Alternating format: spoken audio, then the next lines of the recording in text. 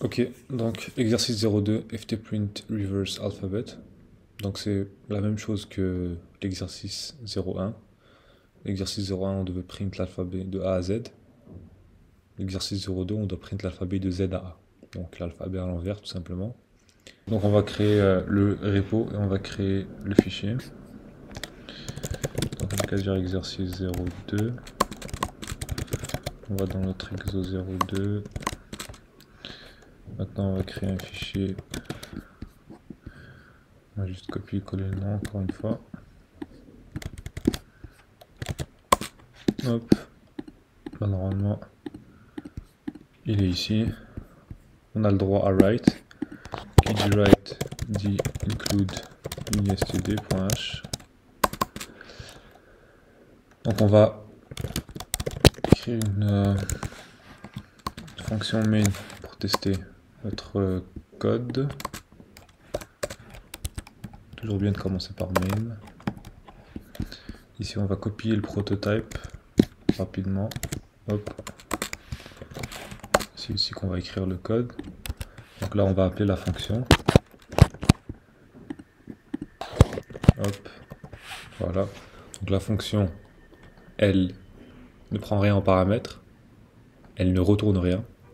Donc j'ai ni besoin de stocker la valeur de retour, ni besoin de lui donner une variable quelconque. Okay. Dans l'exercice 01, ce qu'on avait fait, c'était un truc du genre write, et on avait écrit l'alphabet comme ça, voilà, donc jusqu'à Z. Donc voilà, on avait mis tout l'alphabet ici, et on avait utilisé seulement la fonction write. Bah, on a le droit d'utiliser seulement la fonction write, mais ce que je veux dire, c'est qu'on a écrit, codé cette fonction en une seule ligne. Okay. Il y avait une deuxième méthode que je voulais vous montrer, parce que là on peut faire la même chose, hein. On peut faire Z, etc. Donc on peut faire l'alphabet à l'envers, sur une seule ligne ici, on peut le mettre à l'envers, et ça va fonctionner sans aucun problème.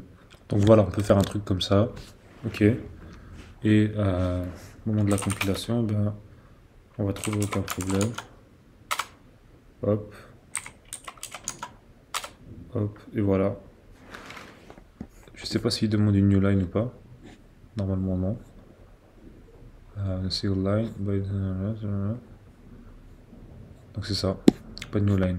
On peut faire ça comme ça. Mais moi je voulais vous montrer une deuxième méthode. Ok. La méthode qu'on va utiliser, c'est que on va déclarer une variable qui s'appelle char. Ok. Donc il y a plusieurs types de variables, des variables de type int qui servent à stocker des chiffres. Il y a des variables de type float qui peuvent stocker des chiffres à virgule. Ok. L'une des autres variables qu'on a en C, c'est la variable char. La variable char, elle va servir à quoi? Elle va servir à stocker des caractères. Ok. Donc le caractère A, le caractère B, le caractère V, le caractère D, etc. Tout ce qu'on va faire, c'est qu'à la place de mettre tout sur une seule ligne comme on avait fait, on va, la variable C, on va lui donner le caractère Z. Et vous allez comprendre pourquoi je vais faire ça. Donc ce qu'il faut savoir, c'est qu'en C, on a ce qu'on appelle le MAN-ASCII. Ok. Peut-être que vous avez déjà entendu parler de ça. Donc le MAN-ASCII, c'est quoi? Grosso modo, c'est que chaque caractère ici, ok, chaque caractère qui sera stocké dans les variables char, elles correspondent en fait à un numéro dans le MAN-ASCII. Donc par exemple ici, la variable, ou plutôt le caractère Z, il va correspondre au nombre, tac, tac, tac, tac, 122. Ok. Là, le caractère Z majuscule, il va correspondre au nombre 90. Et au fur et à mesure des exercices, on va utiliser le MAN-ASCII et au fur et à mesure, vous allez comprendre il sert à quoi. Mais pour l'instant, c'est vraiment la seule chose que vous avez besoin de savoir. Sachez que chaque caractère, il correspond à un numéro dans le MAN-ASCII. Et ce numéro-là, il va nous servir pour plusieurs choses dans notre code. Et donc, on peut stocker une lettre de l'alphabet ou une lettre du mal ASCII dans une variable de type char de cette manière-là, donc en ouvrant le single guillemet comme ça et en mettant le caractère qu'on veut stocker à l'intérieur. Mais ce qu'on peut faire aussi, c'est mettre le numéro qui correspond au caractère. Par exemple ici j'ai 90, je vais mettre char C est égal à 90. Et ici en fait, quand je vais vouloir le print, hop, plutôt je vais faire %C parce que je veux print un caractère, et ben à ce moment là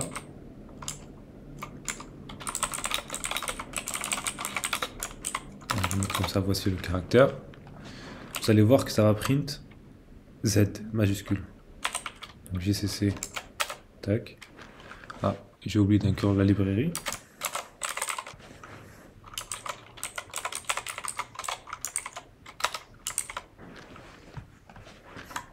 Donc GCC,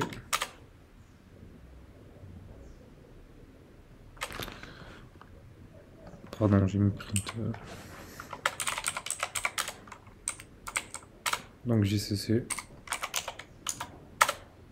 hop, comme vous voyez voici le caractère Z, tout simplement parce que en stockant un nombre dans un char qui normalement récupère les caractères, C a tout simplement compris que on voulait stocker le caractère qui correspond au nombre dans le mal ASCII. Ok, donc je peux faire 90 ou je peux faire Z. Ok, aussi je peux donc stocker le caractère de cette façon là et imprimer le nombre du caractère. Si par exemple j'ai pas envie d'aller voir directement dans le man à quoi correspond le nombre du caractère Z majuscule, je peux tout simplement afficher le nombre comme ça, hop, et comme vous le voyez le nombre est 90, et si je mets Z minuscule le nombre sera 122 si je me rappelle bien, donc 122. Vous n'êtes pas obligé de les apprendre par cœur, de toute façon vous avez tout simplement besoin de taper mal ASCII et d'aller dans la section décimale, ok, donc de decimal set, parce qu'il y a le man ASCII en hexadécimal et le man ASCII en octal. Ça au fur et à mesure, j'ai pas besoin de vous l'expliquer tout de suite, mais au fur et à mesure, quand on aura besoin d'afficher des nombres hexadécimaux, etc., je vous l'expliquerai, mais pour l'instant c'est tout ce que vous avez besoin de savoir. D'accord, pour pas que la vidéo soit trop longue, pour rien. Donc qu'est-ce qu'on a dit? On a dit qu'on va stocker le caractère Z dans char, et tout ce qu'on va faire, c'est faire un while qui décrémente.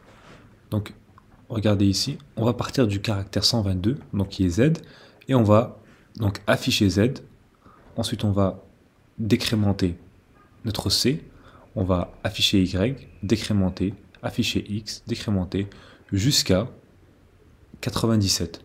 Ok, donc on va faire while C est plus grand que,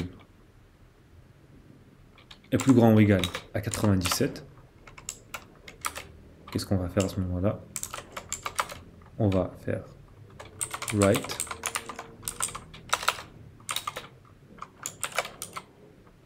donc write avec ce petit caractère là pour dire je veux aller récupérer, donc je veux que tu m'affiches ce que contient C, donc je veux que tu m'affiches ce que contient C.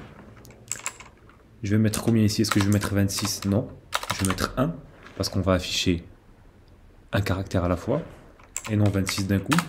Et ici on va faire C-. Donc voilà, ici le C sera à 122 au début, rappelez-vous on a affiché la valeur tout à l'heure, c'est 122, et ensuite il sera à 121, 120, 119, etc.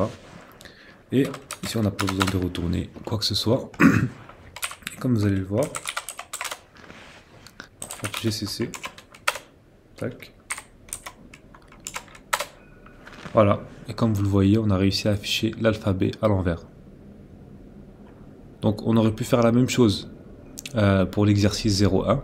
Donc ce qu'on aurait pu faire, c'est donner la lettre A qui correspond dans le man ASCII au numéro 97, et on aurait fait tant que C est plus petit que 122, donc tant qu'il est plus petit que la lettre Z dans notre man, ce qu'on va faire, c'est qu'on va write le caractère et on va incrémenter cette fois-ci. Donc comme vous le voyez ici, hop, A, B, C, D jusqu'à Z. Donc ça, c'est les deux façons de donc, coder ces deux fonctions-là, ftprint reverse alphabet et ftprint alphabet.